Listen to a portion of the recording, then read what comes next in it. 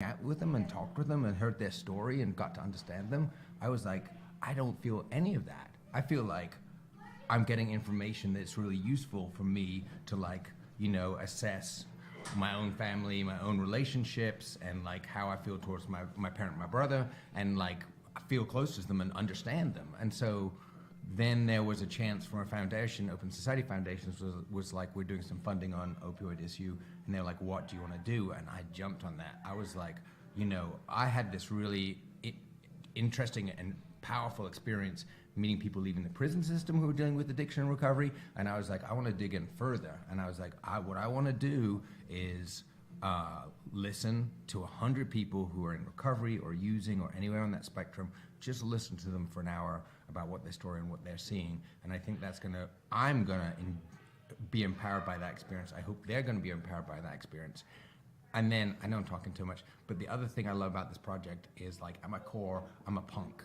And like, I'm anti-establishment, like I don't like the system, I just don't like it. And I feel like this is a great example of the system has been idiotic for decades. Like, it's done mass incarceration of people with addiction issues and mental health issues. It's done like overprescription of opioids across the country, like corporate America gone crazy. And then it stopped it. And it's been like, okay, all you addicts or people who are relying on these medications, try and figure that out. And so on top of it, I think healing me and empowering me, and hopefully healing and empowering the person I talk to, hopefully the stories and data will be great for me to be like stick it in people's faces and be like, you got it wrong. You've been wrong for decades. Why don't you sit down with someone who's gone through this journey themselves? The punk and you's bringing it to them. Yeah, why don't you just sit down across from someone who's gone through this experience and learn what they know? Because that will be way more useful, because you've made bad calls for like decades on this issue. And do what you do best, which is win some awards. It's crazy. I won a couple of awards. Now I'm definitely talking too much. We want to hear about it. The other aspect, which this is really rewarding for me, is my mom. My mom was just a regular mom, as far as I knew. She's just a regular mom doing her stuff, looking after the kids and stuff like that. And then we moved from England to New Haven, Connecticut when I was a teenager, when the AIDS crisis started. And she was an executive at an insurance company, and she was like, hey, we got to figure out what we need to do insurance company wise, because a lot of people are going to need to deal with medication and end-of-life issues. It's going to cost a lot of money. Let's get ahead of that. And the insurance company was like, no, we don't have to do that. We don't have to do that. And my mom quit the insurance company and was like, all right, punk rock that shit up. And she was like, I'm going to start an AIDS hospice in New Haven, Connecticut by myself. Mm-hmm. And she went, and it took her 5 years. She got like administration degrees on top of her degrees already. She got the governor to figure out how Connecticut was going to fund this thing. She got it passed legally, and it was the first AIDS hospice in Connecticut. And I was like a bratty teenage boy, obviously, but like my most incredible experience of growing up was witnessing my mom, who I always thought was so normal, like being like, no, you guys are wrong, this is how it has to be. So to be able to also get into that space feels cool. Now I've talked too much. To get to the bottom of the story, now we know where it all started. Yeah, my mom rocked that thing out. She was like, let's do change. You do know who the New Haven Ravens are then? I do know who in New Haven. I went and seen them. My dad used to live out there in New Haven, so I was Your like, dad lived in New Haven? Yeah, he did. When I was way young, he took me to they're like a farm team, right, for one of the MLB teams. Yeah. Yeah, I got out and I got a baseball from the New Haven Ravens. That's what I thought of when I heard New Haven, Connecticut. Like every small town or city in like New England has like a farm team. Like Bridgeport has one, like New Haven, like New London, Providence. Come here, little boy. Introduce a new guest. What kind of response did you get from the first film? So I did a film on people leaving the prison system for PBS Frontline, and it won an award from like the National Justice Organization. I could look it on my phone. And then the Columbia University DuPont Peabody gives out these awards for like a slate of documentary films from an organization. And it was one of the 6 films chosen by PBS Frontline to represent its season. And those 6 films won this thing called the Golden Baton. And if I get my hands on that thing, that'll be awesome. I will never let that thing go. I'll be like, oh, I lost it. Sorry, guys. I don't know what happened to it. I feel terrible. Maybe you'll win a Grammy one day. It'll be like under my bed or something, and I'll be like, I don't know where that thing on. It's like when those guys go partying with the Stanley Cup and Lose it. I love it, dude. So if anybody is interested in sharing their story with Yes. you, how can they get in touch with you? What's the best way to find you? And also find the film. Life on Parole, PBS Frontline is the film. So Life on Parole, PBS Frontline. And then we partnered with the New York Times, and they did a whole series of short videos and reporting on it, which is really cool. And then 505050john@gmail.com. I will buy anyone coffee. One of the wonderful things about Yeah, that's the truth. is that I got a coffee line on my foundation support. I was like, this is how you actually get authentic stories. Yeah. You don't rush them. You spend time. You have a coffee with a person. You get to know them. They get to know you. They can ask whatever questions that you want, and then if they're interested, then you can sit down and have a story. So I was like, I need a coffee line in my budget. Yeah, he hooked me up twice, man. Yeah, Twice. yeah. I'm gonna get hooked up again. Yeah. I'm good for coffee. happening. How did when this whole idea, this concept came together and came kind of the ball began rolling? Where did you start? How did you because this isn't like your typical walk of life. Like you've completely enmeshed yourself in the local recovery community. I was talking to you before we started. Every person who comes on this podcast, your name comes up. Hey, I've been talking to Johnny. How how do I do it? The first thing is I love advocates, because again, it's that same vibration that I get. Like, advocates and activists are the people who are like, this is how the establishment thinks it's supposed to be, and they're the individuals who are like, no, it's not. We're gonna make it better. So I love hanging out with advocates and activists. I could do it all day long. I just love that stuff. I actually started out with Steady Collective, and then I was volunteering before this grant came along. I knew from a friend was a good friend of mine, had someone who passed away from overdose, and he was like, I'm going to start volunteering with Steady Collective, and I was like, I'll go with you and I'll do that too, because I was already interested in that space. But then somehow I talked to WinCap. I called up everyone to see if they wanted to have coffee. And then I talked to Ginger, of course, and Ginger has introduced me to everyone and their mother. So that's how I know everyone. But everyone by knowing everyone. There's a guy I played soccer with for 20 years, and that's Jeremy French. And then so you guys already had a connection. Yeah, I was playing soccer with him. I had no idea. We were on opposite sides of the field for 20 years, kicking each other to pieces. And then I put something up on my Facebook, and he was like, oh, you're doing this? You should learn about what I'm doing. And I was like, wait, what? You have a whole woodworking, metalworking set up for people in recovery? That's insane. Right, yeah. And then he's like, come by for lunch on Friday and just hang out and BS with us. And now you're there every Friday. I'm like, free lunch on Friday and a lot of BSing. Why not? Why not do that? Yeah. Awesome. That's an awesome Big time, concept Johnny, yeah. of what he's doing and what he's got going on over there. I haven't made it yet, but I look forward to me too. getting over there. So, And you're It totally just makes so invited. much sense. For people, some people what is my purpose? I'm kind of confused. And he's like, okay, we're gonna make a large piece of concrete, or we're gonna get out the welding torches, and that physical act of building something which you can see at the end of the labor is an actual table or counter is powerful. And then take that with you for the rest of your life. Share it with somebody else. Yeah. It's beautiful.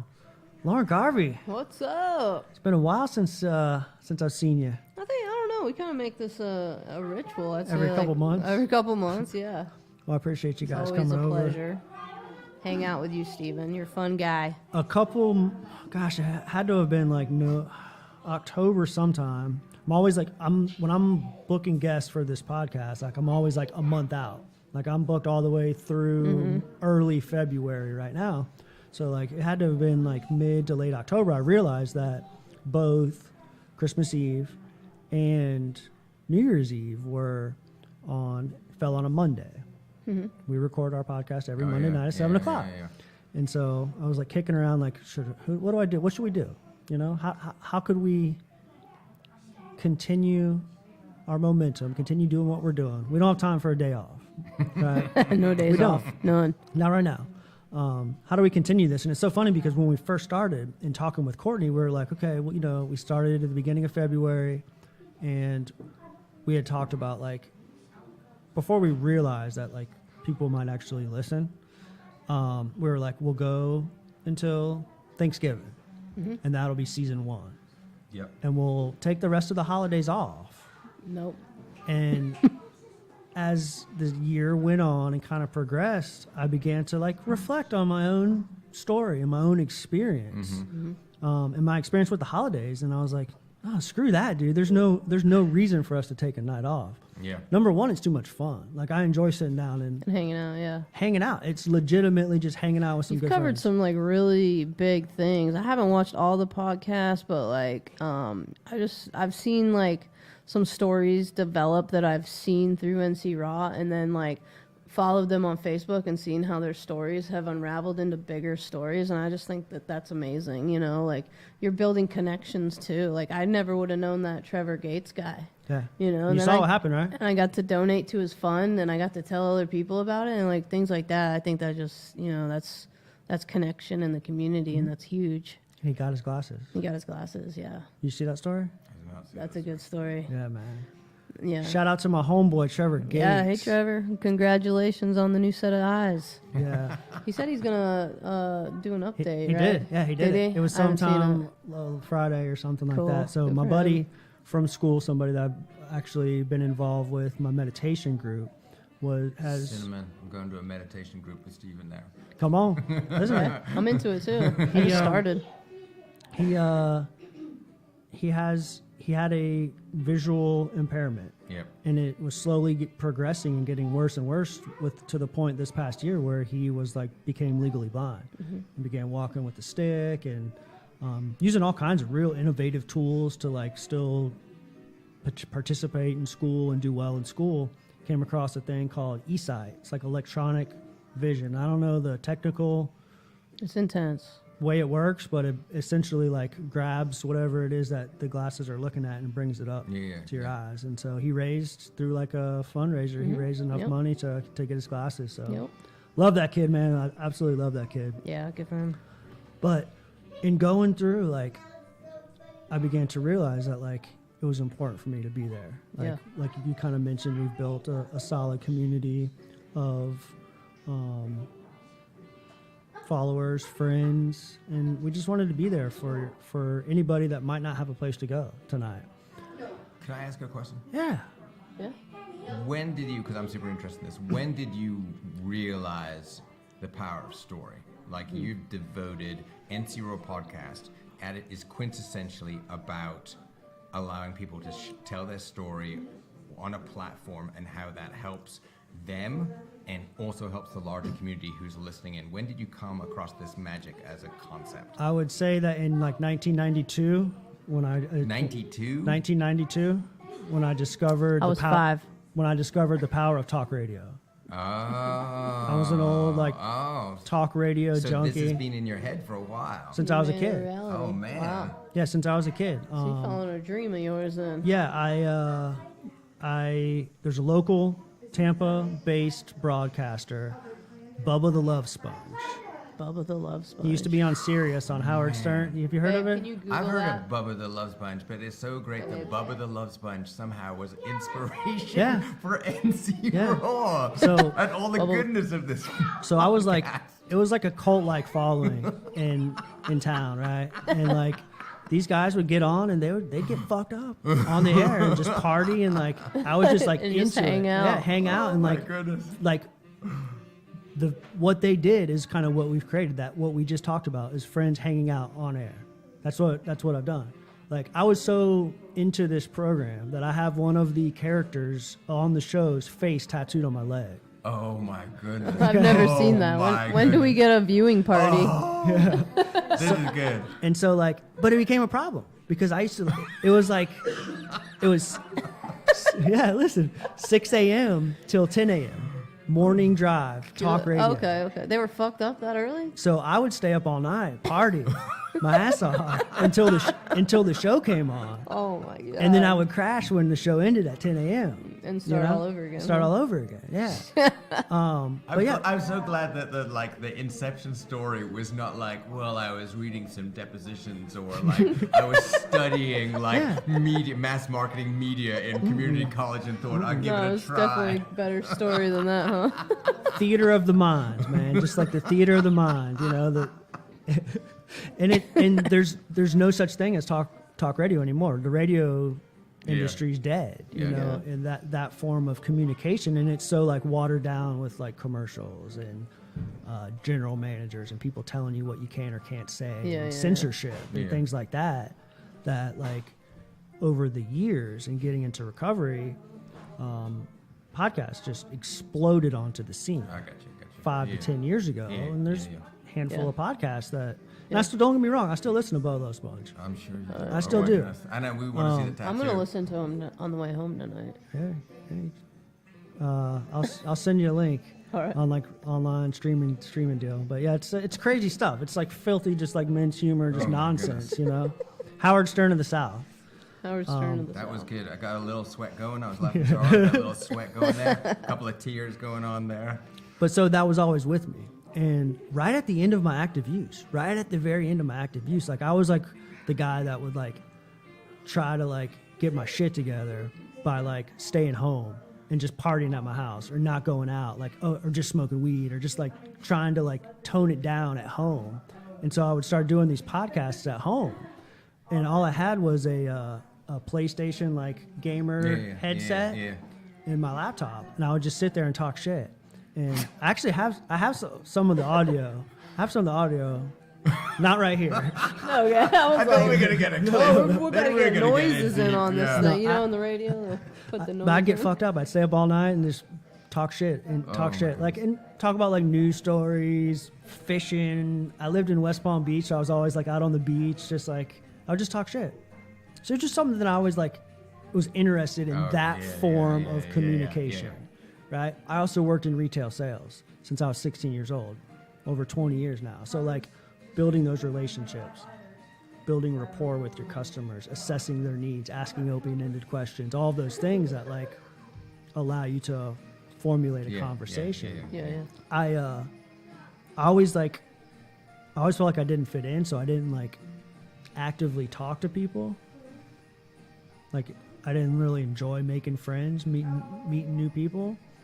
I had a close group of friends, but I didn't like reach out until I started working in retail, and it forced me to talk to people. Mm-hmm. Then I got really good at it. You know, I'm doing it for so long. Right.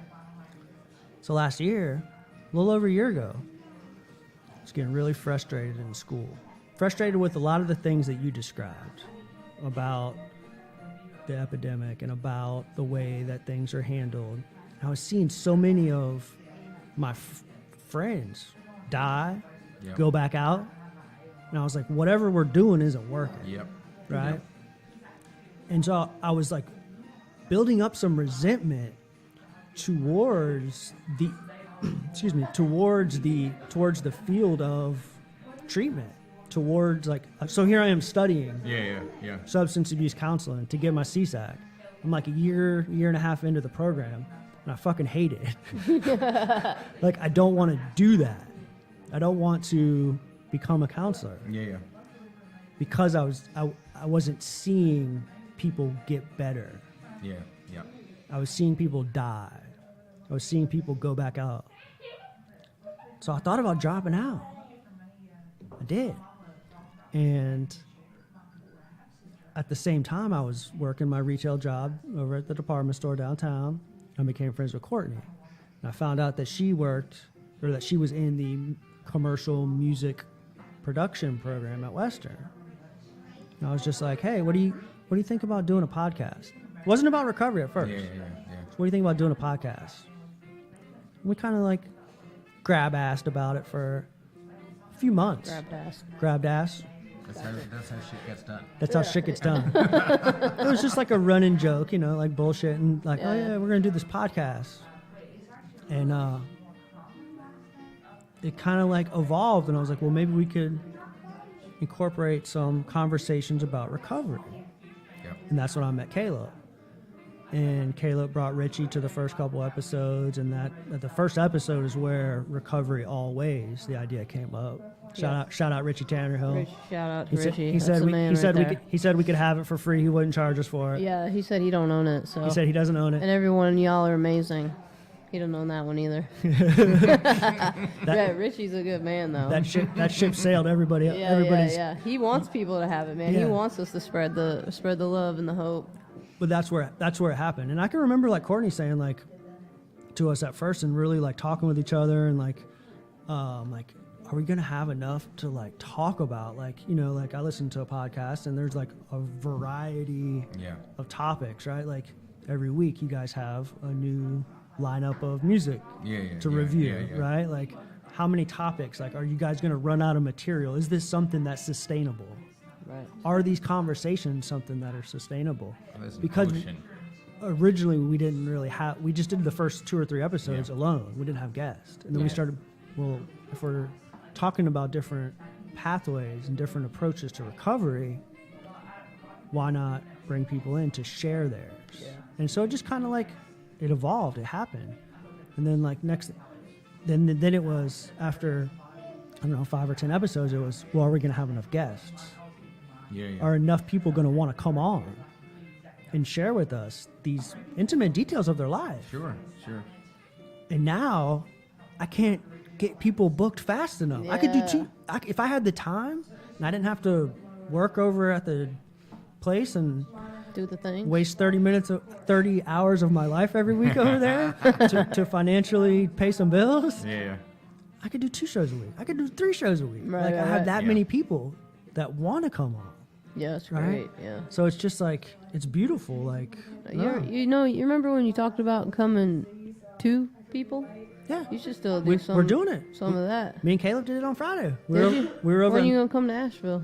Tell me when. All right, we'll figure Shoot something me- out, because I got that new recovery house that I need help getting out there to the community. So What'd she say? New Something about a new recovery house. yeah, that's right. Dun dun dun dun. Really cool music. Yeah, new recovery house. So you should definitely come in. We could even like show the house around. We talk about it, how it came about. tour the recovery house. Yeah, it's pretty. Yeah, wouldn't that be neat? Today we're gonna totally. tour the Yeah. new recovery house. We What's could that totally do it. I think so. And of course, put on a show too. Probably some people from Asheville that would like to be on the podcast. I think so. I got a few people I definitely want to make connections, especially with you, Johnny. But since we're on the subject, not to cut you short on your dreams, but the new recovery house up in West Asheville will be Sand Hill Road. We're in the works of making a website for it right now, and then making the details. So really just a matter of keeping your ears open, following me on Facebook. And, you can always email me at leg52487@gmail.com, any questions that you might have. But, yeah, the recovery house is huge. As far as I know, we're still incorporating the name, but it is going to be named after my mother, who passed away in February. So that's really exciting for me. How did you get hooked up with this group? This group. So Shar and then her husband, they have a little bit of experience with some things like this, especially Gray, her husband.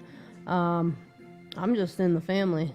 So they've seen what I've done over the course of 2 years, and they think that I am in a position to be successful and run this house the way that it's intended to be ran. And, with the success that we're knowing God's going to provide for us, we are going to try to, like you said, you got your traditional recovery house, and sometimes that works, but we want to bring more to the table, and we want to figure out how can we open up doors for, maybe stuff besides abstinence-based or just that 12-step base. People recover all different kinds of ways, and they shouldn't have the door shut on them because of that. And, who knows, maybe start more people to do it for, you know, all kinds of ways that people are recovering this day and age, and just bring in like a lot of, I think our plan is to bring a lot of morale to the house. So like we have this house is sweet. I cannot wait to show you. So we have like this part that's kind of separated from the house, but it's all closed in, and you do have to go to the outside, but then it's got like a loft, and we're gonna like make meditation. We got this little group room, and my friend Ryan that I want y'all to meet, he likes music, so incorporating some like groups or meetings and with music. Recording studio. Yeah, who knows? There you go. You know. Yeah. So we just have all these envisions in our head, and now that we have kind of like this canvas and this workplace to do it on, we're just super stoked, and we really hope to we want to be the house that people want to be in. Yeah, and it's like there's something powerful about like creating it and like following through with your vision, like working with somebody that's close to you, and you guys like just like what we just talked about with this, but bringing these ideas together and doing it the way that is. One of the things that I talked to Nick. I'm going to take off. Yeah, man, absolutely. But I just wanted to say that one thing that's been true from the stories I've been collecting is that there are people like you who just blow my mind. Like I have a vision for something, I'm going to create it, and I'm going to input my personality and my love and my passion into this project, and it's going to become a reality. Right. And there's nothing more powerful than that. And that story is replicated across North Carolina's recovery, Western North Carolina's recovery space. Like there's so many people who are like, I have a vision for helping out in this space, and I'm doing it. And I'm so impressed. I think you guys are so, like your vision and all, like Ginger's or Nick's or Jeremy's, like there's so many people who are like, I'm doing this thing. Just doing it, and I put my personality and love into it, and it's going to be real and really good.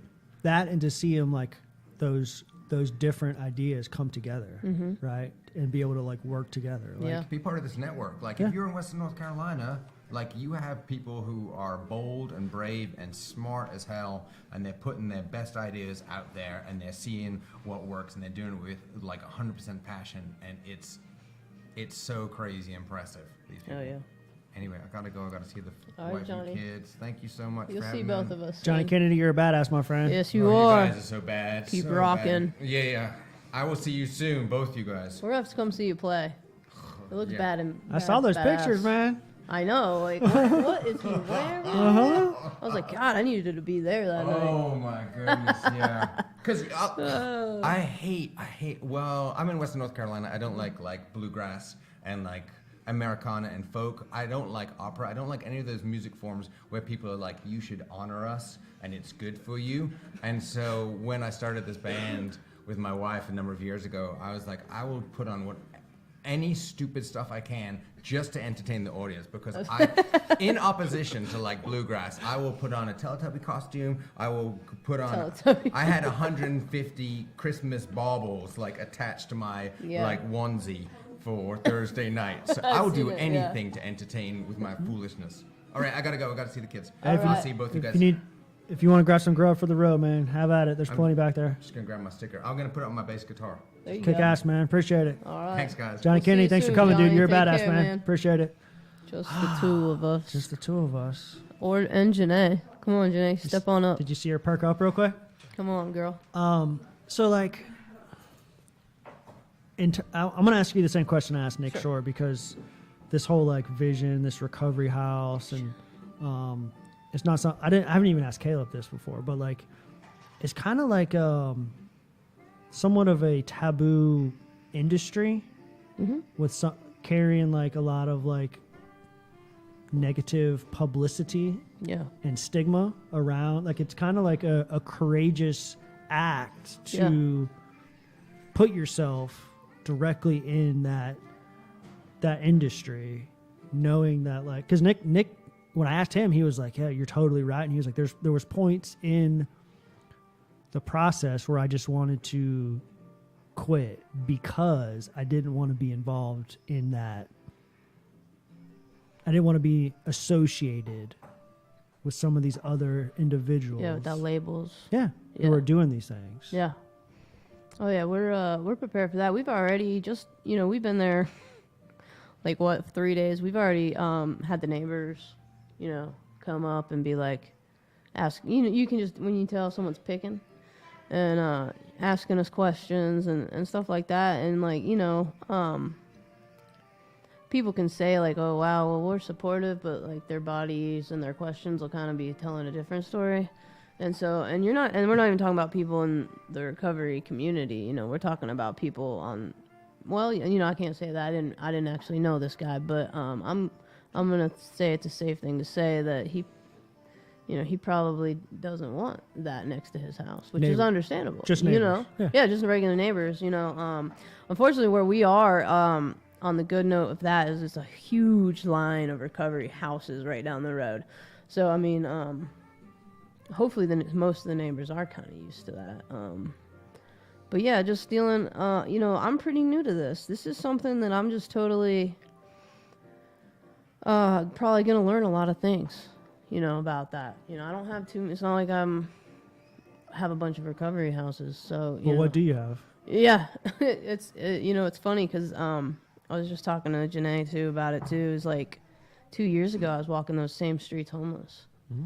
And now I'm opening up a recovery house in the same exact neighborhood. Like, it's a God thing, and I think that right now, me and Shar have talked about it, and like, this is God's house, we're just going to put in the work to try to help people that, want recovery. Yeah.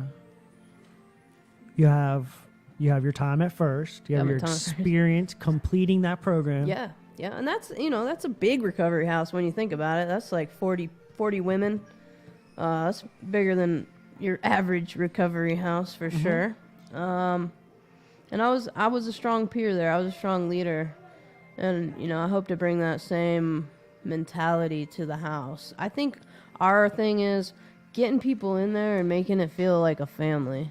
So immediately taking that new person that comes in and like, you just got, they say sponsorship in 12-step, and so now you walk in, you might have 5 sponsors right when you walk in the door.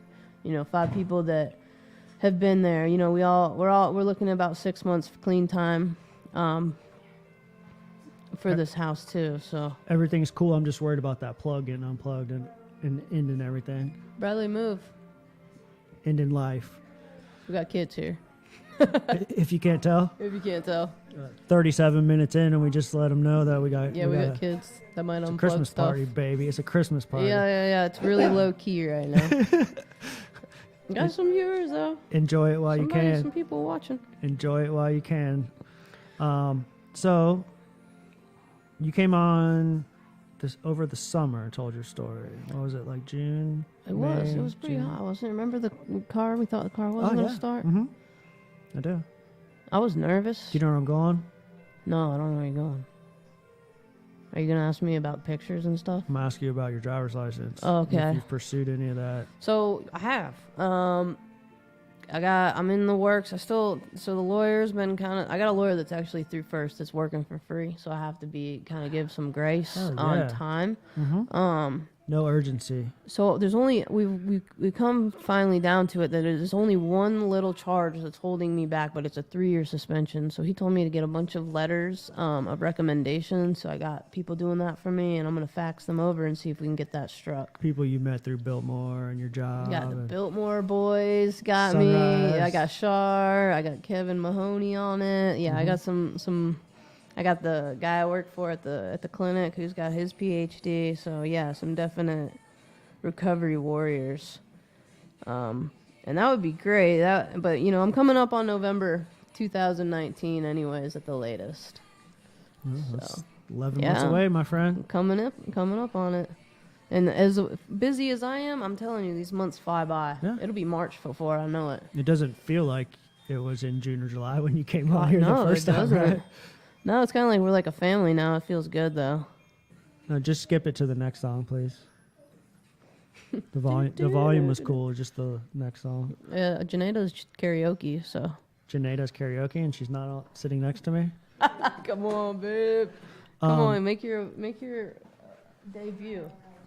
Here she comes. She's coming. So, hold on, boys. do you? Hold on. Here she. Oh, beautiful. Gotta fill in this little space right here. Beautiful. Beautiful. Whoa, that was up. We can hear you loud and clear. Should I put these on? Yeah, you can hear yourself that way. Hello, Janae. Hello. Welcome to the microphone for the first time. Thank you. Just get up on it and talk right into the end of it. Testing, testing. She's good. One, How- two. So this is the second time you've been in this room. Yes. This is the first time that you've talked to me Yes. behind the mic. We got an audience watching. With We cupcakes. got a few with online cupcakes. too. Oh look, we got some more viewers since you came on. Oh, Hey. they're jumping on. I want to know. I want to talk a little bit about Christmas, and I want to talk about a little bit about like, kind of what Christmas means to you guys, and like what if you have some like fond memories. I was like, we're just doing a lot of reflecting today. My first Christmas in recovery was spent in the treatment center. I walked in the door like 2 days before Christmas, knowing that I was going to be there for Christmas, for New Year's, for all the big football games in January, Yeah, Super yeah. Bowl, all that stuff. You know, I was kind of like emotional. I was talking to my sister this morning. There's like a running joke in my family. My sister's son, Preston, is 10 years old. Preston's first Christmas on my mom's refrigerator every Christmas, or like the Christmas pictures that she puts out. Preston's first Christmas, he's like sitting in his little crib, and there's a nice Christmas tree and all these presents laying under the tree and stuff. If you look down in the bottom left-hand corner of the picture, Uncle Steve's passed out on the floor, like totally just asleep, drunk, you know, like just totally out, like laying next to this kid. And so like, you know, to go from like that, you know, like 9 years ago, and then spending Christmas in the treatment center, and they were gracious enough to give us like a big old every person in this 100-something individual treatment center, they gave us a big old jar of instant coffee, you know, as a gift. Yeah, that's a big deal in there. Big deal, dude. And some of the camaraderie with like my homies, you know, some of my buddies that I met in there, and like us, like really like making the best of it, you know, and really even at that time feeling like shit, not wanting to be there, like constantly thinking about how the hell can I get out of here? Who can I talk to come talk into coming and picking me up? Like really like embracing that moment. I don't know. I just have mixed feelings about Christmas because like as a kid it was badass. I'll tell you some stories about childhood here in a few minutes. But like just a lot of like I've always had like mixed feelings about Christmas. I don't know. Well, That's an open question for either one of you guys. Yeah, what do you think? You were making me reminisce because you started talking about Yeah. treatment, and I think about, my mind went immediately to, I spent so many holidays the last decade locked up in institution and jail. And, you know, making the best of it. You know, some of the best days in prison were your birthday and Christmas because, you know, you got that little extra thing and, like, you know, just like, God, like I can just go to the store and buy myself whatever I want. Like, sometimes we lose touch of, sometimes I forget. Sometimes I forget how good it felt to get a bag of coffee in jail because that was like the shit in there. You know, and now I can go buy fucking K-cups for my Keurig and complain about the price, you know? But, like, I mean, it's for real. Like, you're really just making me reminisce, and I almost started to tear up, just like, yeah, I was in treatment a lot. Well, no, I had just gotten my freedom, but I don't know what I did for Christmas. My family still hadn't been talking to me. I think I was probably with my nephew, but this is my second Christmas with really my freedom, moving on, and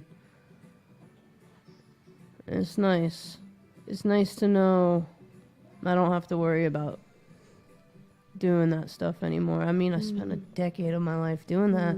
Sometimes I'm like, I was so institutionalized in the beginning that it's easy for me to go right back and think like, God, that bottomless, that, you know, that not even having a phone call, you know, with my nanny or stuff like that. And like, it's really humbling. I'm glad you shared that because it really just was a humbling for me, like how grateful and fortunate I am to just be sitting here because it wasn't always like that. And it's like a short period of time in the grand scheme of our lives, you know, and the timeline of Lauren Garvey's life, you know, those years there were just like a speck of that timeline. So in such a short, the level of growth that you've achieved in Oh, it's amazing. a short period of time. Yeah. Like, Amazing. what's going to happen in 5 years from now, 10 years from now? You're going to be like a podcast superstar broadcasting all over the world with me and Caleb McCoy. I hope I'm still spreading hope. Still? Yeah. What you talking about still? Yeah. I hope I am. I am. I'm going to be. Yeah. Come on. You know, like it's just incredible. Short period of time, dude. A very short period of time. You too, girl. Y'all are out there jumping in ice cold rivers and stuff. Yeah. Polar plunge. Where did that come from? You know, I didn't even tell anybody I was doing that. I had no idea. I saw Caitlin doing it, and she inspired me, and I thought to myself, I have a hard time getting out of my comfort zone, you know. I love to write, so as far as putting things on social media, I'm pretty good at that. But when it comes to actually getting out of my comfort zone, so I prayed about it for a little bit, and I thought, well, I'm going to do this. So I went next door, and I told my neighbor about it, Naomi, who's amazing. She's like another mom to me. She's a blessing in my life. And of course, she thought I was batshit crazy. And I was like, but you have to do this with me. I need someone to videotape this. Did you show her some of the other video? I did. Uh-huh. I did. Yeah. So we went out to the Mills River Recreational Park. There's still piles of snow up on the bank. Yeah. Oh, yeah. She did it It right. was even a little bit of a walk to get back to the car, but my adrenaline was pumping. Uh-huh. It felt so good. It felt so good to fall through on something like that. So- I had fun. So in full disclosure, we went hiking on Sunday, me, Bianca, and Carter, and we're walking out the door of my house, and she's like, "You're gonna jump? We're gonna do the plunge, right? We're gonna do it." And I totally chickened out. I was like, "No, no." When you first jump in, it's so overwhelmingly chickened out, huh? cold. It is. I was gonna Did you dunk do my it? head underwater, and All right. That's no excuse. I was like, "Oh, then I'd have to go get towels, and then I'd have to Oh, get a change no. of clothes." Well, Like, we had- Caleb would say that sounds like a big I know. stinking excuse. we hadn't even left my house yet. I could totally go get all those things. No, then we'd have to go do this. And then I was like making up more excuses. Like, no, when I do it, I want to jump in the lake and then I want to swim 2 miles Oh hell! instead of just running out. I was just You would naked. not Just, oh, yeah, I ain't gonna do that. I don't think I'm gonna do it either. You want to jump in the lake with me and swim 2 miles? No, I So- think we gotta wait till the next snow, I think and that then the pressure's we need to on. wait till about June, and then Pressure's we'll on. do it. Maybe Speaking July. speaking of that, Caleb not is polar. commenting in the Oh, is he? chat that he would like to know how your progress is going for the Pacific Coast. Okay. Oh, So Caleb and everybody Yeah, watching. So I have slacked a little bit on my miles, but I've been lifting. So I've been, and then my diet it's kind of. she does pretty well. I She's go to been the at gym every day. I go to the gym. Uh-huh. I really just. I wasn't feeling strong, so I got someone that is teaching me how to like do things properly. You know, I think for me, I was running and I would get to like 6-7 miles, and you know, I just wasn't eating properly. I didn't feel like I was strong enough, and so I've really been focusing on my all around strength, and then you know, of course, running. She's got these big. Yeah, I got These the big guns biceps. now. You see those, right? So the biceps are coming along. Let me zoom in real quick. Yeah, zoom in. If you're going to the gym every day, you're Yeah. doing better than probably Oh, yeah. 70% of And she'll Yeah. be at the house. She'll be at the I house just- counting I calories. really with this and struggle this, and- running the long distance, and you know, I don't know if I'm gonna be that person that can run 30 miles, but I'm not giving up. I'm gonna be in good shape when I go out there, Yeah. and that's the bottom line. I do plan on, and I struggle with my eating though. I do. I've gotten so much better now that I bring the right food to work with me, and when I'm working out, it's usually on my days off that I'll be like Munching. munching. Yeah. But But for the she most does part, a lot better than she gives Yeah. herself credit for. Yeah, I've that learned too. a lot I'd be about up. nutrition and fitness just by watching. so I'm her. definitely And I'm she all took me to in. the gym a couple days ago, and Yeah, I'm still sore. taught her some so stuff, yeah, so. she taught me some stuff. So It was for me. I think I needed someone to teach me what to do besides just running on a treadmill. That wasn't Yeah. gonna cut it, and I wasn't feeling good about it.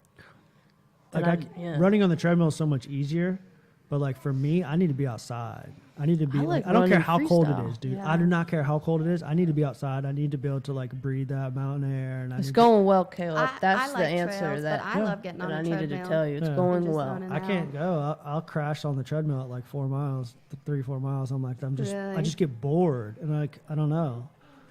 I don't know what it is. I used to run track in high school, so you for were more stay in shape than anything. You were asking about core strength, Core strength, yes. right? You're asking for some Yes. like stuff. Did you find anything? I did. I did research a little bit, and I've been doing some a little bit more yoga, and kind of like ab strength, lower body strength. Yeah, we worked out arms. a Yeah, couple she days could hang ago. too. Like I was like, God. I would put on a little more weight because I didn't want her to like show me up, But I was Is like, that how you justify that bag of Doritos? yeah, I'm trying to gain muscle, I won an award for the most pull-ups when I was in like elementary She's school a or strong middle thing school. now. But that's just because I think I was so she could small. probably run 50 miles and be like, it ain't no Easy to lift my thing. weight.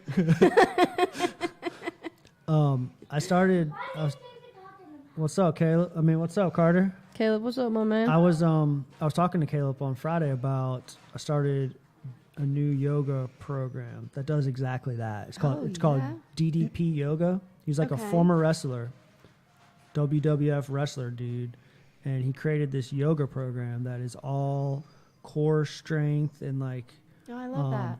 blended with a yoga practice and postures and stuff. He he blew out all the discs in his back 20 years ago, and he like created this program to essentially heal his back without having to have surgery, without having to take any type of meds or anything like that. Strictly, and really, it's a lot of like stretching in different poses and stuff, but it's also like resistance moves. Like you create the resistance with your muscles and by flexing your glutes, flexing your creating the own resistance without any type of weights or anything like that. So more just control of Yeah. body Dude, movements.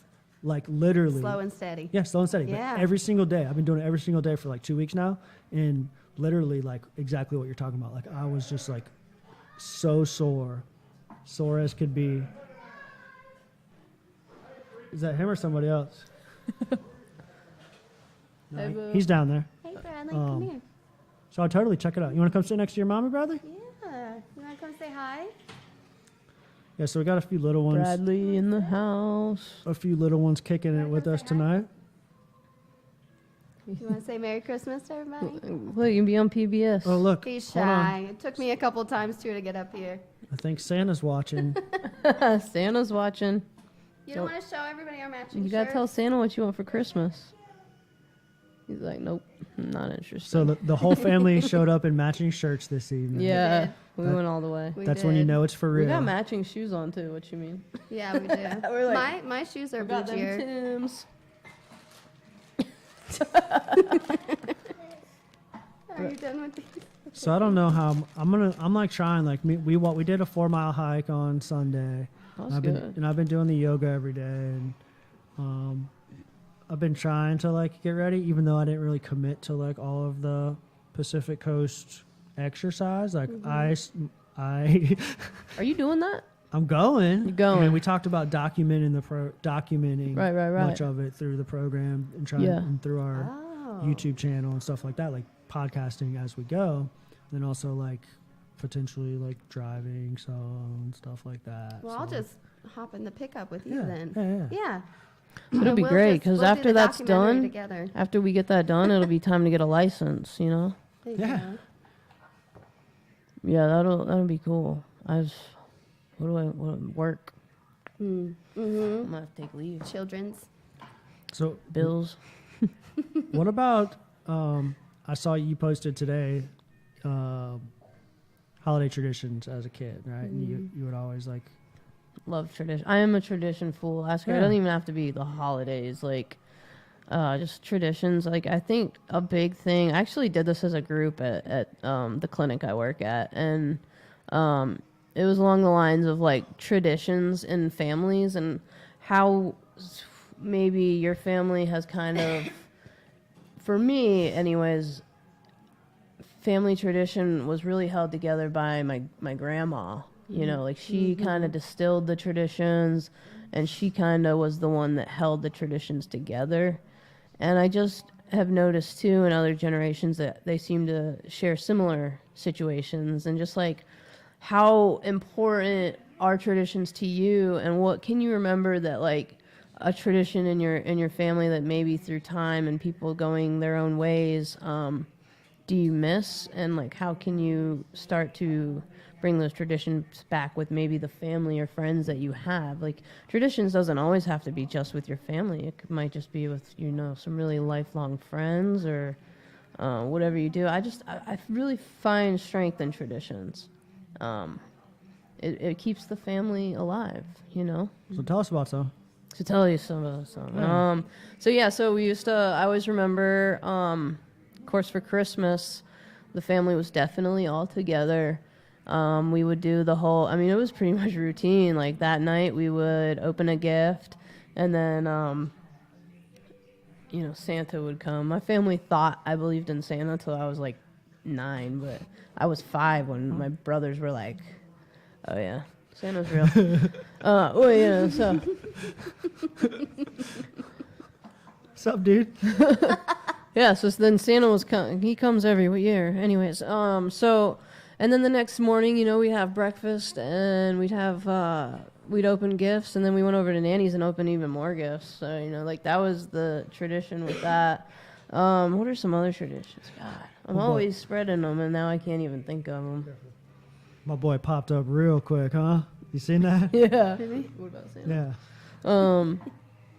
God, I can't even think of some off the top of my head. They just kind of come to me. I'll tell you my favorite thing to do when I was a kid at Christmas. It doesn't really have a whole lot to do with Christmas. It's more about after Christmas. Is we my dad was actually the one that gave me this idea, and he ended up hating me for it afterwards. Not like literally, but he added some frustration to his life. He did I tell you about this? So we lived in like Tampa, Florida, pretty big city, like kind of like suburban little neighborhood community. And so every January 1st, what do people do besides like celebrate the new year? What do? Resolutions. They take down their Christmas tree. Oh, they throw it out in the yard. They throw it out in the yard down by the road for the garbage men to come pick it up. Yeah. Right? So I take my bike, and I ride my bike around the neighborhood. I tie a piece of rope to the back of my bike, and I drag all these Christmas trees to my house.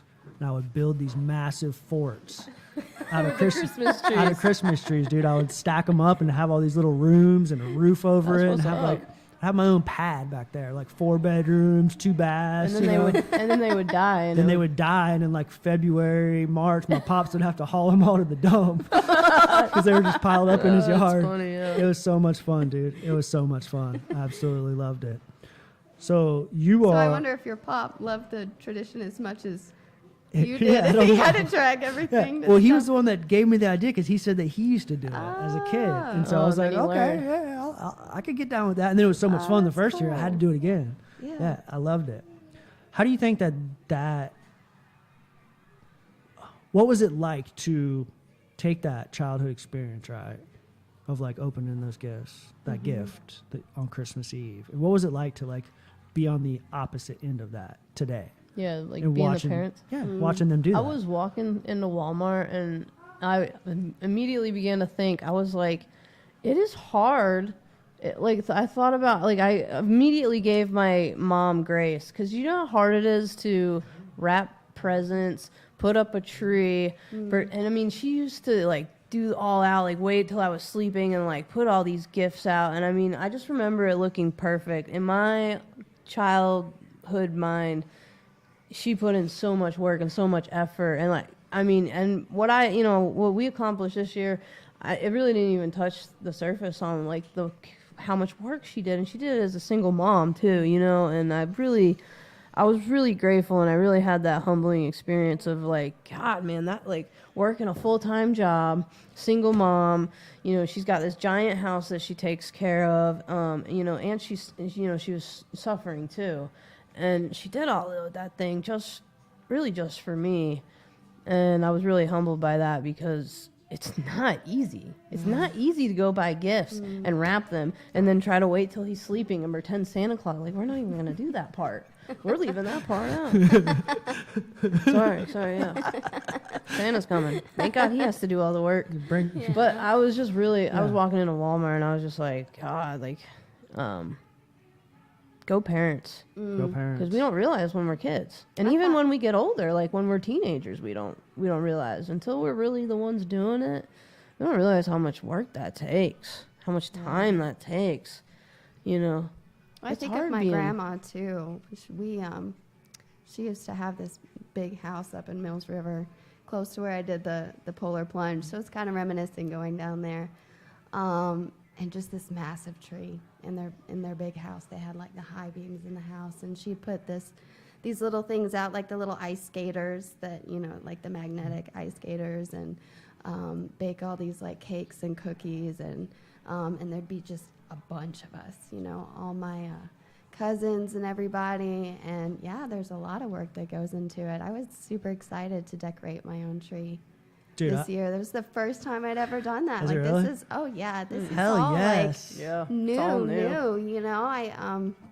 I put a post up earlier. You guys were talking about just like how things have changed in recovery, but I woke up feeling kind of wonky today. Like this morning, I just wasn't feeling myself, and I had these negative feelings, and but I've learned to kind of think things through and pray about it, and I kind of realized, 10 years ago today was kind of when my addiction story first started. It was my first attempt to take my life. And 10 years later, just to be employed and clean and sober, to have an amazing girlfriend and 2 beautiful sons, and to be able to decorate a tree, I'm so grateful. I've been given above and beyond what I deserve. Including You my definitely family. deserve it. You've been given what you deserve. Yeah, you've sweetheart. given. Yeah, God doesn't make mistakes. You hit on something that I wanted that like kind of caught my ear. On top of all the amazing things that you've accomplished, right? Is that you woke up today feeling a little wonky, Yes. right? And Right. not feeling it, right? And kind of getting Right. in your head a little bit, right? What was that like? Just feels like a weight. Yeah. It feels like a sadness I can't kick. But you said you've learned I've learned. how to. I've learned. I've been going through some DBT and EMDR therapy for trauma. Kick ass. And it has taught me so much about just staying present and in the moment, learning that you can have overwhelming feelings, but you don't have to necessarily react to them. You can respond to them. And some days I do better than other days. It's definitely a process, but The reason why I asked I you that kinda is got stuck. the reason why I asked you that is because I think that that's an important piece to this puzzle.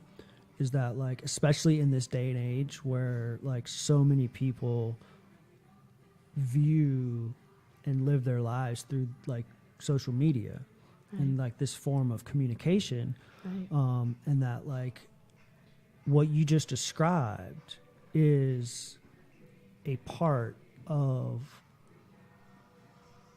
the normal human experience, right? It's something Right. that we all go through. Right. No matter how many podcasts I come on here and do, no matter how many meetings I go to, no matter how many hours upon hours that I sit on that meditation cushion, no matter how many stretches and yoga poses I do, there's going to be a time this week, tomorrow, next week, no telling, when I feel exactly like that, right? That's right. And the difference today in compared to Steve actively using, Got a toolkit. well, that, but I didn't understand that is what life was all about. Right. Like, I wanted life to be the way that I envisioned it to be, Right. the way that, you know, like we're taught and raised as kids. And like, I didn't really, I've known this, like I've recognized it in my life, and I've taught myself those tools, and I've learned how to tolerate those types of thought patterns, Right. those feelings. But what really got me recently was seeing children, you know, seeing some of these kids and how they react, like when they don't get what they want, right? Watching these meltdowns, you know what I'm saying? And like, Yeah. I'm like, shit, that's it. Like, that's the answer to like all of my life's problems, is that like, I didn't know how to, How to process it then. Mm-hmm. So how And- would you have known without, yeah, having learned how to process it now? I you never know? learned. Right. Until right. I like started meditating, until I Right. went to treatment, until I actively, and like, you know, I've had conversations with my parents, and like my mom's like, well, where did we fail? Where did I go wrong? Yeah, Two yeah, of my yeah. three kids are, you know, went through active addiction. Like, she takes a lot of it to heart. And I'm like, Yeah. Mom, you guys didn't do anything wrong. Right. You know, but like, now I see where, like, you know, I mean, I was stubborn as fuck too. Like, a lot of it was me not Oh, yeah. resisting those things. Oh, for me, it was just denial. Just outright denial of what was really going on. So, But, I'm like, really grateful to be present today. It's you know? okay to feel those things. And I Yeah. didn't get that before. Right. Like, I just, like, I don't know. Like, I really try to, all of these things, all of these experiences, and talking with people and like mentoring or sponsoring guys and like working these programs and meeting with students on campus, is that like, it's okay to feel like shit. Uh-oh. Oh, hell. Oh, God. Better move over. Ginger is in the building, ladies Hi and there. gentlemen. Yeah, boy. We just went from soft to outspoken. Here we go. Watch yourself. You probably fit right here in the middle. I can move over. I have a thing for gingers. Thing for gingers. Yeah. But like that, it's okay to like feel like shit. It's okay to Right. feel really good. Like, I think, don't have to Ginger? feel really good all the time. So, real quick, while Ginger, where'd you put it? My phone. While Ginger is getting settled in, I wanted to read a little something from our close friends Bill Rhodes and Sherry Barker. I don't know if you guys know them, but they are an awesome group of folks who we've met through this podcast, and they really wanted to come out and join us tonight. However, Sherry just recently had a knee replacement surgery. Can I just make a quick shout out to my brother? Yeah, hell yeah. Hey, Nathan, I love you. He's the man. He's Nathan? like Nathan. He's like a. Is he watching I'm right not even now? supposed to say what his profession is. That's how kick-ass my brother is. Awesome. But he was a Green Beret Special Forces. Did like 14 tours in Iraq. He's like probably killed men with his bare hands, but he doesn't talk about it, so I don't really know. So don't quote He's me like on Rambo. that. But you Hell are yeah. kick-ass, bro. Hell yeah. Love you, Funny. Nathan. Love you, dude. Nathan, yeah. Nathan. Don't mess it Nathan. Hey, I Nathan. can up. He'll come for you. So my good friends Bill Rhodes and Sherry Barker, they couldn't make it tonight because Sherry recently had her knee surgery. I don't know if you know them or not. Who? Sherry. Bill Rhodes and Sherry Barker, they're always posting stuff on like with Res Hope and Caleb and Caitlin, and met us through the They're show. probably on my list. yeah. Awesome group of folks. They couldn't make it because she just had her surgery last week and she just hasn't been like responding as she thought she might have. But she sent something that she would like for me to read Okay. to all of our followers and people who tune in. She said, Bill and I are truly sad that we cannot make this evening's gathering, the celebration of lights and love. We both know all too well that the holiday season can seem dark for so many reasons, but we are blessed to know that the light does return. When I saw this story this morning, it really touched my heart. I shared it with Bill, and we agreed that we'd like to share it with all of you tonight. We are so grateful to be a part of this growing community, so blessed and so comforted and encouraged by the lights of hope you continue to shine out into the world. Peace and love to all of you. May you be so fortunate to be surrounded by people who will help you get untangled from the things that are binding you. And they sent us a post that says, Empathy 14. A female humpback whale has become entangled in a spider web of crab traps and lines. She was weighed down by hundreds of pounds of traps that caused her to struggle to stay afloat. She also had hundreds of yards of line rope wrapped around her body, her tail, her torso, a line tugging in her mouth. A fisherman spotted her just east of the Farallon Islands outside the Golden Gate Bridge and radioed for help. Within a few hours, the rescue team arrived and determined that she was so badly off, the only way to save her was to dive in and untangle her. A very dangerous proposition. One slap of the tail could kill a rescuer. They worked for hours with curved knives and eventually freed her. When she was free, the divers say she swam in what seemed like joyous circles. Then she came back to each and every diver, one at a time, nudged them, and pushed gently, thanking them. Some said it was the most incredibly beautiful experience of their lives. The guy who cut the rope out of her mouth says her eye was rolling him. Her eye was following him the whole time, and he will never be the same. May you be so fortunate to be surrounded by people who will help you get untangled from the things that are binding you. And may you always know the joy of giving and receiving gratitude. Oh, that gave me chills. That was beautiful. Thank you, Sherry Barker, Bill Rhodes. Thank you for that. I love you guys. Ginger Malcolm, you going to join us at this table? Yeah. You didn't bring no gear, did you? Did you bring some gear? How we gonna sport your? I really wanted to like bring a bunch of stuff and give it away, but it's been a rough. You know, I just had to start some rough time, and it's coming. Trust me, it's coming. Well, thank you for joining us. We appreciate it. I was rambling about feeling uncomfortable, right? Yeah. Me and Caleb have been like grinding on this book. I would highly recommend you guys getting. We were talking about it on the last podcast, and it's something that like really just like listening to this dude. I decided to listen to the audiobook because it is like read. All 13 chapters are read, but like in between each chapter, there are like a little miniature podcast where like the narrator and the author of the book kind of sit down and talk about the previous chapter, and then they offer like these physical challenges. But it's David Goggins. It's called Can't Hurt Me. Mm-hmm. And like all of his quotes, like it's a lot of stuff that Caleb and all them are always talking about. Yeah. Dude, I would highly recommend getting this book. It's like literally like just listening to like half of it has really like changed my perspective on those like physical challenges. Like you're talking about, I don't know if I'll ever be a long distance runner. Yeah. Dude, you listen to like 2 or 3 chapters of this book and you'll be like, I can run 30 miles. if you apply it, you'll be like challenging yourself. This dude was, he was like an outcast in high school and stuff like that. So he thought he could go to like, the Navy or the Air Force, you know. He did his 4 years, but he bounced out on like a medical leave because he was just like, I'm done with it. I don't want to do it. And he ballooned out to like 300 plus pounds. And then he was just miserable. A lot of that depression and things that we were talking about, thinking about suicide.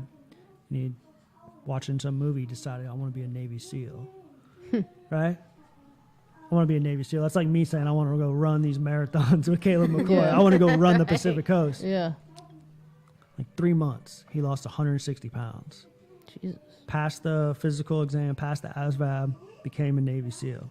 Dude was talking about like every time it rained, every time it snowed, I'd go run.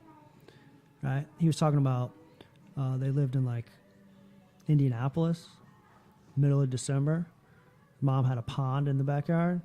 He would go out in the pond, lay in the pond, like float on his back in the pond for like a few minutes, then get up and run 10 or 15 miles with the freezing cold clothes just like freezing to his body.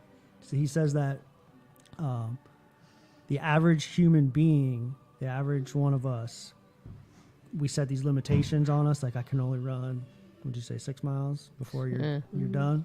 He's like, we're only using about, realistically, we're only tapping into 40% of our capabilities because our mind makes us think that we can't do it. Bro, buy the book, dude. Buy it online. It literally, I've only listened to like half of it because he puts these little challenges in between. Write a journal. Write a list of all the things that you're afraid of, and then go do one of them. Wow. Then go do it again. Right? That's the type of shit that will change you. That'll get you going. Come on, Lauren Garver, you gonna get one? You gonna get it? Yeah, I don't like to You don't think sound that confident? No, I'm just trying to reminisce a little bit. That's what I do. Reminiscing? You ever see when we get triggered, I start to get really into what people are saying, and I'm like, huh. Well, maybe there's some truth to that. I always try to use it as a God moment too. Like, is God speaking through this guy right now to me? So I use these usually if I get quiet, it's because something's gone off in my heart, and I'm like, maybe I need to just shut up and listen to what he's saying. Because I could talk back. I'd be like, well, So sometimes, yeah. I don't have the answers. I don't. Yeah. I might be selling myself short, but I tell you what, I am showing up, and when I am there, I'm putting in 110. I don't know. Maybe I will get it done. I think I'm pushing myself a little at a time, a little here. Some people jump in the ocean, some people tap their toes in and wait a little bit, and that's kind of me right Jumped now. in the river. I did jump in the river. I did do that. That was big. That's not. I don't know if I mean, I know I could do it, but I don't know if I would do it. That was big. It just came out of nowhere. She's like, "You're gonna be shocked." I'm like, "Ain't nothing shocking me these days." And I was like, "Whoa." I was shocked. And she told you after she did it? Yeah, she was did. I like, didn't she even posted tell it her on about it. Facebook. I was at work, probably. Yeah. I'm always working. Oh, I think you were with Megan. Megan. Yeah. Well, she was talking about some of the good things about long-term treatment, and I'll tell you what, I have some best friends. I got friends from high school I still talk to and I see, and I got, friends that I used to party with that I still talk to, but Megan has been really one of those people I met in treatment that has just been, like we crossed paths for a reason, and we're just super, super close friends. She was actually, we don't really like too much, we're like, man, I'm so glad you're my best friend, but we did kind of reminisce the other day and just told each other how grateful we are for each other, and just some of the qualities of like having she's really the first friend I've had since being in recovery. Of course Janae, but that's a different level. It's nice because I haven't really had to make a friend in so long. The friends I do have, I've been friends with them for over a decade. And so, to have that new friendship and for it to, just some of the gains you get since recovery, it's cool. I'm grateful. What's different this time around? God, everything. No prison. Yeah. No jail. What's different for you? For this time around? Yeah. Oh, everything. I have my own home. I have a vehicle. I have a license. Paying bills. That's a good one. Yeah. Paying bills, learning some I have a credit score. responsibility. Like a pretty decent credit score. That's pretty big. Well, Yeah. They were I like, checked my credit score you for can the give me first time. $200 and I'll give you a Forever. credit card. I was like, wait a minute. I thought you were supposed to give me credit. Well, so we had to start from the bottom. But now we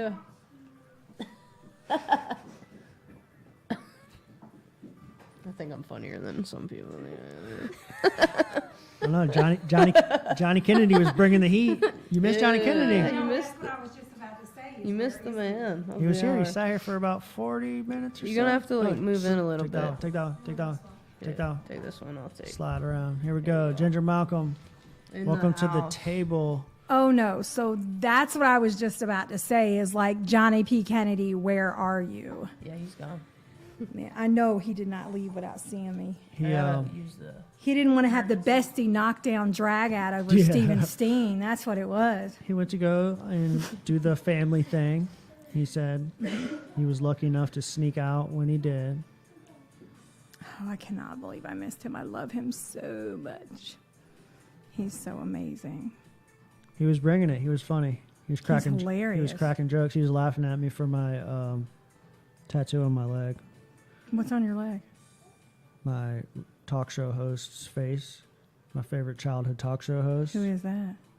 We'll talk about it after the show. Oh, Jesus, on the main line. filthy. Transparency. Talking Come on on. the Right, main line. right. The man that tries to pull people from behind the camera to the front. Now he can't talk. No about one's his ever heard. tattoo. No, it's a local dude from Tampa, Florida. No one's ever heard of him. His name's Ned. Ned. That's it. It's a fictitious character. My boy Bill. Look at my boy Bill Rhodes is wearing his NCRAW hoodie at home because he couldn't make it. He couldn't make it Aw. tonight. That's awesome. Look at that. That's awesome. What's been going on with you, Ginger? I've missed you. Y'all What? ready for the holidays? Oh yeah, yeah. I'm a okay. So you know I'm a fanatic anyway, and I'm like an overdoer. So I have 2 older children whose birthdays are in December. That's right. So I'm the Black Friday fanatic that I spent with Steven Steen in line, Brave woman. scratching tickets with big old huge people's bags before I left, and like had most of my shopping way done before December 1st. Yeah, she was out there on like Black Friday, but it was really the Tuesday before. The Tuesday before, Yeah, the Tuesday before Wow. Thanksgiving. and worked. Get So it. like ran all the way down there to be in line to get the scratch off to get in the door and win the prizes. And She did. Yeah. So I'm a fanatic about that. But I'm a so you know we either do it big or we don't do it at all. So I'm the Black Friday shopper with like the clipboard and the ads, and people post it in certain positions and like from one spot to the next. Like if you're gonna do it big. There you go. And and we never lose our hustle. I mean, we just use it in different ways. Like what's meant to destroy us empowers us, right? So I'm like a big couponer and all that kind of stuff. So that's like my thing now. Like that's my thrill. You know what I mean? And when I walk out of Dollar General with like this mile-long receipt and I've spent $9.98, and I'm like, bam. Isn't that amazing what recovery does? Like your exciting thing is coupons. Yeah. That's Well, I mean, amazing. it's just still that mentality of like I'm gonna get the most bang for my buck. Yes, I'm gonna get all the coupons yeah. ever. Yeah, and like in my addiction, it was like I was getting a whole lot more for a Taken, whole lot less, yeah. but it wasn't something. It wasn't to wash clothes with or to eat. That's real stuff, though. It is. And so, I don't know. Like, are we going in any one direction? Or are we just talking? or Freestyle, just- baby. Freestyle. All right. So, like, it's Christmas time, and I just have a whole lot of stuff I want to talk about. Are you just going to let me roll with it, or Yeah, what? come on. So As long as Lauren Garvey's over there getting back to Caleb because he was getting anxious in those comments. I know. So why did he not? Why is he not at the table? He's probably doing a church thing because it's Yeah. Christmas Eve. Uh-huh. I had anticipated seeing him, and Graceland always loves to see them. What has he got some questions? No, he was just checking in So on. I was selling myself short about running miles. He was following up on the struggling. conversation that we were having. Struggling at the gym, running miles. Mm-hmm. So he was telling me, they're giving me some positive vibes. Yeah, but That's like right. 1 mile is better than. But you're running, dude. Oh yeah, I'm You running. know, you're running. and lifting and dieting and. I'm going to all tell you the most things. impressive thing, and I think he got a little offended when I said what I said on social media, but the most impressive thing I have ever seen Caleb McCoy do on social media was when he was like lifting and Lifting the leg weights. lifting and Yeah, weight. I was saw like, that. whoa, like that's some real deal Holyfield stuff like is. that. Like It that is. was empowering. I was like, dude, if I could, but now I might be overweight, but I do pack a big punch, and I can lift that bar with several weights on it. And go. but I don't think I could do it doing Get it, leg girl. lifts. You know what I'm saying? And that was hardcore, dude. And I cannot imagine what that does to his abs, dude. You know what it how it hurts. You know what I mean? That's like some real pain. You know those Yeah. decline push-ups, the decline push-ups. I did like 50 of those. Whew. I was sore for a week. You remember I was laying out of the bed. I was like, oh God. But then, you know, when I watched him, I got to thinking, like, and then he was jump roping and all that stuff. And, you know, we're so used to just seeing him run, you know. But, like, those workouts have really got to take him burpees. to a place of, like, the endurance. I'm sure that's where he gets that endurance to, like, keep going, is that physical fitness, you know, the overall physical fitness, which is the connection between, like, we don't just get clean, or we don't just get in recovery. We got to work on the overall piece. So it's like if he wants to run the Pacific Coast, like, he's got to do all that extra fitness that we don't think about. And We- a lot of it's mental too. Yeah. I imagine a lot. Oh of it's yeah, but mental we and think about spiritual and- yeah, but we just think about him just running and being able to run more. But that stuff is what's building his endurance. So it's Right. kind of like a really cool comparison between, like, doing the footwork and, like, God doing the rest. Like, he's not just trying to run. He's got to have the endurance. He's got to have, you know, he's got to have all that extra work in to get to where he wants to just run that far. And I thought that was really, really empowering, you know. What Pretty kind amazing. what kind of stuff did Lauren have you doing in the gym? I was doing all the arm machines ever made. We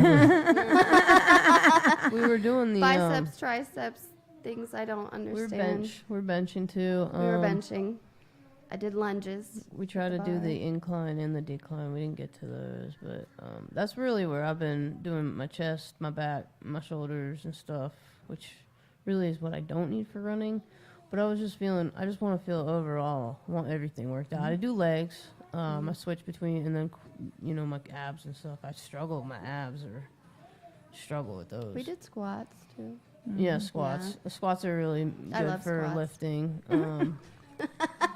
I You know, do. and I do I do. cardio every day. I probably don't spend enough time with it though for what I'm supposed to be training for. But I realized something when I was training is the overall part is, like, I was just getting on the treadmill, but I was like, and when I started to work out and do everything is really when I was able to kind of get on the treadmill with a better head. So it's Oh, been yeah. beneficial to me, you know, kind of like what you were saying, like doing the other parts too that builds endurance and stuff like that. And, like, I hadn't worked out. I mean, like I said, I was a big athlete, but it also, like, been 10 years and, you know, shooting dope every day. I got from, like, 160 down to 115, and I was doing that all the time. You know, I gained the weight in jail, get out, lose all this weight, and my body was just weak. And when I got clean, my body was just weak. And so now has really been the time that I've, you know, worked out and stuck with it. And, you know, I'm working on the bad eating habits, and I'm getting there, you know. Well, she's taught me a lot about nutrition because I've always been, like, small, petite, but I didn't realize how much drinking more water or eating healthier can affect even, like, your mental. I mean, the other day I was irritated. I drank 2 bottles of water and I was fine. Just that. Just that's, and we don't realize, I think I have depleted myself so much, you know, spiritually, emotionally, mentally, physically, in addiction. You don't realize these things that you need to take care of your body, including nutrition and working out.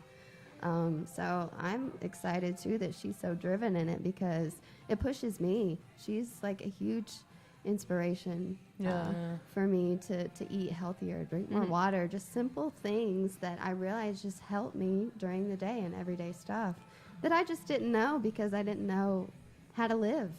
Yeah. Especially in the beginning, I think it is crucial to have some sort of accountability partner Yeah. until Oh, you can God. train your mind, challenge your mind, and learn to like overcome that internal resistance, because there's always going to be an excuse, right? I do it all the time, every freaking day. I get home from work, I'm like, oh man, I could just go to bed right now. I do not, even like with like simple tasks like sitting down and doing my homework, sitting down and writing a paper, like it would just be, I'm going to do it tomorrow. I'll even like tell myself bullshit stories like I'm going to get up at 6 a.m. and do it in the morning. It's not due till it's not due till 11:59. It's not due till 11:59, bro. For real. And so like, you know, having that accountability partner, whether it's a friend, whether it's a partner, whether it's whatever, having somebody that can say, all right, Steve, you're full of shit right now. You're telling yourself a story. And you're believing that story. That's what we do. Because I do it all the time, man. All the freaking time. But also, like I've talked about before, is momentum, right? You get a little taste of that momentum, right? You drink that water, you hit the gym with her, you're getting a little taste of it, you're getting a little taste of it, and but it provides that freedom, it provides a little bit of that relief, and then what? You want more. Yeah. Right? I want some more of that relief. I want more of those endorphins that treadmill gave me. Right? And so then you're like, you kind of create that momentum yourself by having that accountability around you. It creates that momentum yourself, and then you're next thing you know, you're moving on your own. But then you slip up, right? And then you're like, oh well, shit! I laid in bed all night last night eating a bowl of ice cream. I'm just gonna go ahead and do that tonight. I'll hit the gym next week, bro. And then the next thing you know, that momentum's rolling back the other way, right? I think for me, a lot of times it's thinking less and doing more. Just I tend to overthink and overanalyze everything, and just get up and do something. You know, like a lot of times if I get in my head on something, just go do the dishes or read a devotion or something simple to just distract my mind for a few minutes. Just those little exercises, you know. I've gotten to where I want to go to the gym because I know I'm going to feel better. And I know I'm going to wake up the next day at 4 o'clock in the morning because I work from 5 to noon. I know I'm going to get up and I'm going to feel better about work. And when I do it every day, you know, so I am getting gains in my life, you know. And now I think I'm at that point where, well, now, you know, it's going to separate the boys from the men, you know, girls from the Let me ask you women. this. How do you guys, like, do you find that, like, tracking this stuff helps? Like, whether it's journaling it, whether it's, like, the Fitbit or Apple Watch or whatever, like, being able to, like, physically see? Yeah, I have to see. And, you know, like I got the Apple Watch and I was used to the Fitbit, and I would get so excited when like my Fitbit went off and was like, pew, pew, pew, pew, pew, you hit your 10,000 steps. And I don't do as well with the Apple Watch because it doesn't give me like the same kind of response that the Fitbit did. So I'm like, dude, maybe I just need to go back to the Fitbit. But I'm a technology buff, so yeah, I needed that. I needed that. And then, you know, so I had gotten to where Caleb was like 2 or 3 days a week, Ginger, just get up at 5:30, 6 o'clock in the morning. And like, you're asking for a miracle, dude. And I'm like on the treadmill, sending him pictures of my feet physically moving, sending him posts on Facebook saying, this is what 5:30 in the morning looks like, Caleb McCoy. And like mad about it, but no, not mad, but just like, oh my God. But just knowing that he was waiting to see if I really did it, you know, I would get up and do it. But then, like I said, like I just had a hysterectomy on Monday, and I was really like felt defeated because I was like, here I am, I can't do this anymore for 6 to 8 weeks, and I'm going to start back from the bottom. But this is, but I got like so super excited because I'm going to tell you guys something. This is so funny. So when I lost all my weight before I got pregnant with Graceland, I lost like 47 pounds from like eating right. And are you ready? Just Dance. I love dancing. Yeah, but Just Dance on the PlayStation. Yeah. So now we've got an Xbox One, and they brought it out for 2019 on Xbox One, and I was like, oh my God, when I can go back to working out, this is it. I'm about to get it. Because 2 or 3 of those songs is like 20 to 30 minutes of cardio. And like I was doing it and not realizing that like I was getting it in, you know what I'm saying? Like being, like it was fun, you know what I mean? And I'm still at that point where I have to be stimulated in that way. You know what I'm saying? So I'd be up there, just dance, California girls were undeniable. You know what I'm saying? Yeah. But dude, I'd be getting it. And I lost 47 that. pounds that way. I love that. And so like I'm like so super stoked that they brought it out for Xbox One. I'm like, it's over with. It's going down. You know? When we were on the treadmill the other day, I only ran for like a couple minutes. I did like this fast walk on an incline. You know, it's excuses. I'm like, oh yeah, I'm trying to build my legs and glutes, but really I just don't want to run. But I'll listen to my music and I'll just get this want to dance. Like while I'm on the treadmill, like my head's bobbing. And Dude, I'm, I like, dance on the doing treadmill. weird things with my arms. And I'm like, maybe I need to sign up for a dance class because Yeah. I mean, I was kind of like a bar rat, like a club rat. I loved that dancing scene, but I haven't really explored it in recovery. And like, don't let the big girl fool you. I dance on the treadmill. Oh, girl. I'm talking about I be turning Yeah. and moving my feet and all that stuff. Like I dance on the treadmill. I'm like, dude, I'm going to get so good. I'm going to make one of those videos of those people that like walk backwards and all that stuff on the treadmill. There you go. Yeah. Yeah. So that was a that good the deal James, for me. James Brown, the moonwalk. Yeah. And that's Yeah. Michael Jackson, girlfriend. You're so young. I should have known that. I should have known that. She's were so blessed young. In the Yeah. 90s, we started singing NSYNC. We would wish we were recording. We'd be famous. Oh yeah, we actually Oh, did boy. record. What did we record? Savage Garden. Oh, Truly, Jesus. madly, deeply. Yeah. Oh, it's sweet. It'll break your heart. Hey, we gotta get going. We gotta put this on Facebook or something. It's Where's the beautiful. nanny cam of Ginger dancing in her living room? Where's my son? Oh, He's we're under going the to get table. it. We're going to get it. We're going to get it. We're going to get it. Shout out to all the kids tonight. They've had fun, but like they've actually been pretty good. Yeah, I would Pretty say. Yeah, I mean And Bianca's. we didn't lose them. So Are that's you good. closing it down, or are they just leave? Are they We're dipping gonna out? close it down.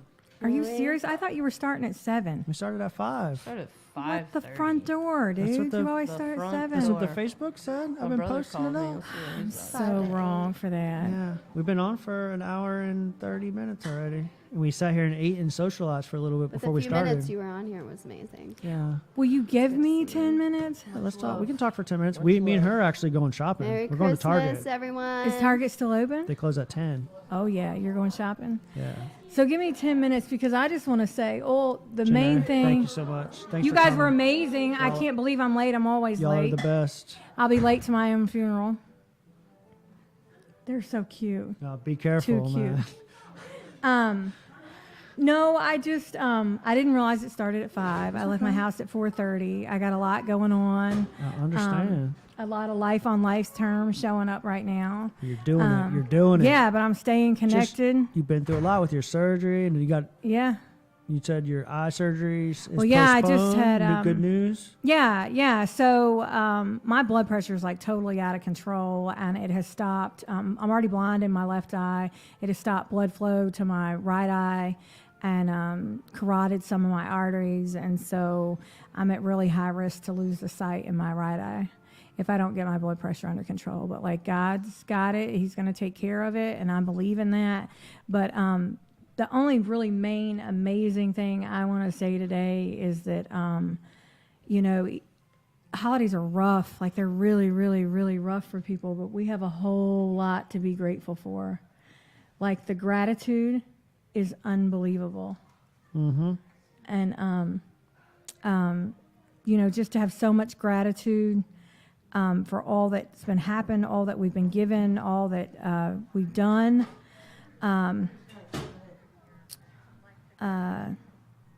Just the fact that,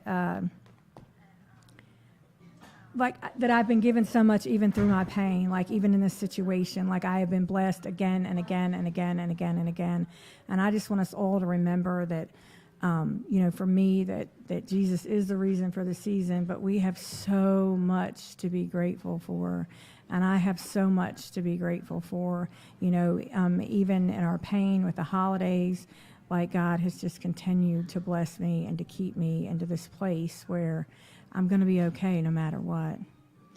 And there's like 100 stories I could tell you. I swear, my God, I had so much to say, but it's all right. It wasn't meant for me to say it tonight. But I just want us all to remember that even in our pain and in our losses and the things that we think about, just to be grateful, like to be so grateful for everything that we do have, and that we are able in recovery to give our children a Christmas. We're able to be present. We're able to be. Hey, y'all, go ahead and take some of that food too. Oh yeah. Take a plate to go. We're able to be participants in their life. You know, we're able to just watch them open presents and remember it. You know what I mean? Let me ask you this, Ginger. You're speaking on gratitude and talking about the importance of staying grateful. What got some volume coming in there. All right. I'm sorry. It's okay. What do you have any ideas, techniques, personal experience when this is a focus of your life, right? And when you're attempting to place this emphasis on recognizing what you're grateful for on a regular basis. What do you do when you hit a slump? What do you do when you... I'm in a slump right now. Yeah, so what do you do? You show up tonight? I show up and I get up out of the bed and I push myself no matter what. How do you make yourself do that? Because I think that we learn in recovery to stay in the solution. And I know that staying in the bed is not in the solution. That's stuck in the problem. And to be in the solution, like I've got to know that I've got to do something different. And that affects all areas of my life. And, you know, coming from a place of NA, it's like we admitted that we were powerless over our disease and our lives had become unmanageable. And it's not just about what people call the disease or disorder or whatever. It's about, I admit that right now, life on life's terms, I'm powerless. There's nothing I can do but pray and walk it out. And I do the footwork and let God do the rest. And so if I don't do that, if I don't accept that, my life becomes unmanageable. If I don't accept that I can't fix everything right now, that it's not in my hands, that it's not in my time to fix, manage, and control the situation, then my life is going to become unmanageable. And unmanageable for me means depression, staying in the bed, missing work, not being an active participant in my children's life. You know what I'm saying? And remember what matters. If I'm grateful for my children and to be able to give them a Christmas, then I have to remember that I got to get up to be a present in their day. It's Christmas Eve. I can't stay in the bed, and I'm not in a good place right now. And for you, it's not just Christmas; it's Christmas and birthdays. You said, yeah. right? My son's birthday is the day after Christmas. Yeah. My daughter's is before Christmas, and you know, my children. I have never, even through my addiction, I have never spent Christmas morning without my children, and that's something and I to was be grateful for, right yes, there. and without all of my children, and in the midst of all of this, the surgery and not being able to drive and all that kind of stuff and go the distance, I had no idea that my children, you know, my 20-year-old that's in college and all, they're making the trek, like they're on their way now to come see me, to be with me for Christmas. And it's always been me going to them because of the circumstances of, you know, them being in Georgia and stuff like that. And that wasn't something I could do this year. And they did it for me. You know what I'm saying? Like, that's a beautiful, beautiful thing. But like you said, like, how do I get to that place where I just get up and keep moving? I don't have a choice. You know what I'm saying? I mean, we always have a choice. But for me, if I want to stay on that same pathway, I got to get up and do something different. I mean, it's just like Caleb getting up and going to the gym. It's just like Laurie getting up and going to the gym anyway, you know, and then getting the accountability partner, Janae. Like, we got to get up and do something different. If I want something different, I got to do something different. I know how to stay in the bed and be depressed. You know what the outcome is. And I know what the outcome is. I play the tape all the way through. I know what's going to happen, you know, and it's not going to be pretty for me. And, you know, I've got some personal issues going on. I went to a funeral yesterday of my best friend all the way from high school. I've been friends with her for 25 years. Her father and my father were born on the same day. And, you know, I sat in that funeral knowing that, you know, we're never promised tomorrow. And I just got to do something different. And it's to the point, and when I say I'm not in a good place, it's not just personal, like it's health-wise. I've met a crossroads in my life where if I don't do something different, it's going to affect my overall health. And how much more time do I have with my children? And this is me not using. This is me clean for almost 7 years. This is me and still having consequences. But what you're saying is you recognize it and you're making a conscious decision.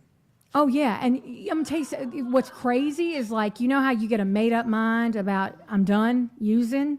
Like there's other obstacles in your life that we have to continue to get a made up mind. Mm-hmm. Like I feel I'm right at the point where like I've got a made up mind. I'm not going to live this way anymore. I can't do this anymore. Like I can't eat the foods. I can't make the choices. And it's going to have to be a total lifestyle change. And, you know, I'm praying and hoping. I go into a 21-day fast at the beginning of the year to see me throughout the year. And that's going to make a huge change in my life. And I haven't done it in a few years. And I know that it's very necessary for my spiritual, mental capacity and my recovery. Like when it's time to do something different, you know, it's time to purge out the old and bring in the new. And what better time than to go into a fast at the beginning of the year to bring you through the whole year. I've seen the miracles that happen in times like that. And it's time for me to do something different. You know, and I'm even at that point in recovery with different lifestyle obstacles. Yeah. What I was talking, Janae actually kind of hit on what you're talking about before you got here, and what I was talking with her, the beautiful thing about this lifestyle, the beautiful thing about recovery and living this way is that what I've learned is the importance of like normalizing that. Like there's no escaping that. Mm-mm. You're going through this shit now, and down the road, more shit's going to be there. More shit's going to come up. And so like we're learning how to like, for me, we're learning to like accept that. You talked about living life on life's terms and like just kind of like being able to recognize it and kind of find the peace in the chaos, right? It's there. There's peace in the chaos, but we got to find it. You got to recognize it, and like it sounds like you're doing that, and it sounds like you're making that conscious decision to do the most appropriate thing. Mm-hmm. For your overall well-being, and most importantly, your family's overall. Yeah. Well, I mean, think about it. Like when we're using, we're thinking about if I don't get myself together, how much more time do I have with my children? Yeah. If someone doesn't take them from me first. You know what I'm saying? Now in recovery, I'm at that same crossroads. How much more time do I have with my children if I don't begin to take care of myself? And yes, Caleb McCoy, I saw the comment. I will be at day one, baby. At day one. Oh yeah, because I will be entered into my fast. And I'm coming for that thing. And you know, I just want to say really quick, like over Thanksgiving, I covered a women's trauma outpatient group. And it's the trifecta. It's the substance abuse, eating disorder, and mental health. And I'm listening to these women talk about eating disorders and like purging and restricting food and all that stuff. And I'm listening to them talk, and I'm like, holy cow, these women look at food and eating disorders like I look at diets. The same way. Yeah. And I was like, if nothing more, like I need you know, like when you go to Mission Weight Loss and you want to get a gastric bypass or the sleeve or something, which is not something I'm looking into, but they make you go through 6 months of psychiatric and nutrition. And I'm like, if nothing more, I need to go there for the 6 months of psychiatric and nutrition, because my thought process about food is so distorted, you know? And I always knew I was an emotional eater. But like realizing that I see diets like they do, like, you know, they restrict food, and the minute they eat, it's like they've broken the chain and they've got to restrict more. Where for me, when I'm trying to eat right, the minute I eat wrong, I'm like, oh, screw it, I've messed it up. And I just gorge, I binge and just eat everything I'm not supposed to eat. And that is, you know, like Caleb McCoy's talking about with this day one, like that's that much more of something I need fed inside of me, you know. And then for this to be a spiritual event for spiritual adrenaline, when I'm on a spiritual fast. I mean, it's nothing but God, you know? And that's just an amazing place to be and an amazing thing to happen, you know, for all those things to be in place at the right time, at the right place. And that's how he works. Like, that's how amazing he is in my life. You know what I mean?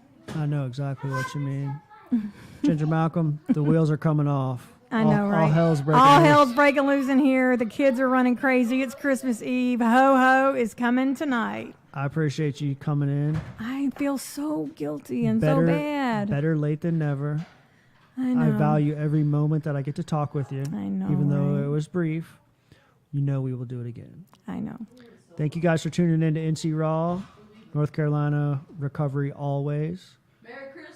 Merry Christmas. We'll catch y'all later. Good night, y'all. Good night. Good night.